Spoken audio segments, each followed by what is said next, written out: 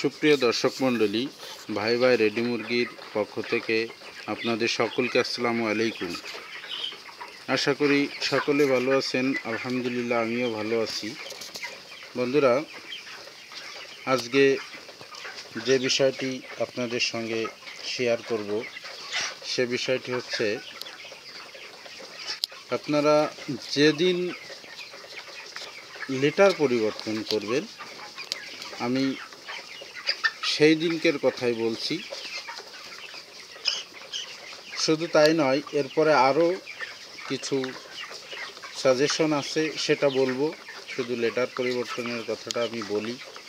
বন্ধুরা, লেটার পরিবর্তন করার সাথে সাথে আপনারা দেখবেন মুরগিগুলো একটু শ্বাস প্রশ্বাসের সমস্যা দেখা দেয়। কারণ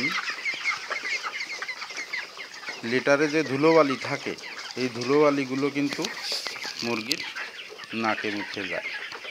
সেক্ষেত্রে মুরগির শ্বাস প্রশ্বাসের সমস্যা হওয়াটাই স্বাভাবিক ব্যাপার। তো আমি আপনাদের আমার নিজের অভিজ্ঞতা থেকে যে উপকারটা পাইছি, যে কাজটি করে, সেটি হচ্ছে পালমোকিয়ার পোলট্রির শ্বাসতন্ত্রের সুরক্ষায় অদ্বিতীয় একটা ওষুধ। পালমোকিয়ার পোলট্রির শ্বাসতন্ত্রের সুরক্ষায় অদ্বিতীয় একটা ওষুধ। আসলে এই ওষুধটা যারা ব্যবহার করেছেন অতীতে, তারা নিশ্চয়ই জানেন এর কার্যপ্রণালী সম্পর্কে, এবং কতটা উপকার সে সম্পর্কেও আপনারা জানেন। ইতিমধ্যে আমিও জেনেছি। আলহামদুলিল্লাহ, ওষুধটার অনেক গুণ, সে গুণগুলো আমার কাছে প্রতীয়মান হয়েছে, তাই আমি আপনাদের সঙ্গে তুলে ধরছি। তো লিটার পরিবর্তন যেদিন করবেন, সেদিন আপনারা এই ওষুধটি 3 থেকে 4 লিটার পানিতে 1 গ্রাম করে ওষুধ দিয়ে খাওয়াবেন। মুরগির শ্বাসতন্ত্রে যত সমস্যা থাকুক না কেন, সমাধান 100% নিশ্চিত। আমি পেয়েছি, আপনারা ব্যবহার করলে নিশ্চয়ই পাবেন। সাথে সাথে আরও একটা কথা বলি, যাদের অনেকের মুরগির হয় কি, সর্দি এবং কাশি দুটো একসঙ্গে জমাট হয়ে যায়, ঘর ঘর শব্দ করে, গাড়ি ঘোড়ার মতো শব্দ করে।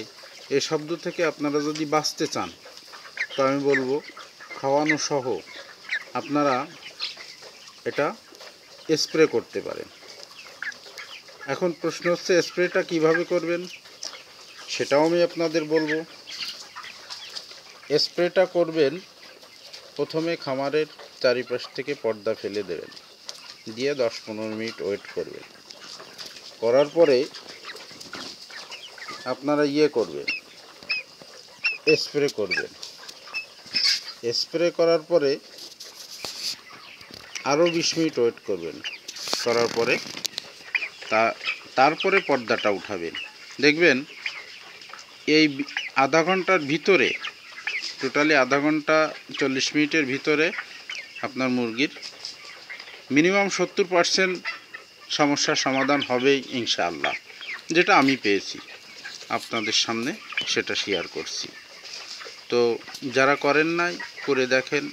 জাস্ট আমার উদ্দেশ্য আপনাদের ভালো কিছু সাজেস্ট করার জন্য। অনেকে অনেক সময় জানে না, যার কারণে এটা বলার উদ্দেশ্যে আমার এই ভিডিওটা।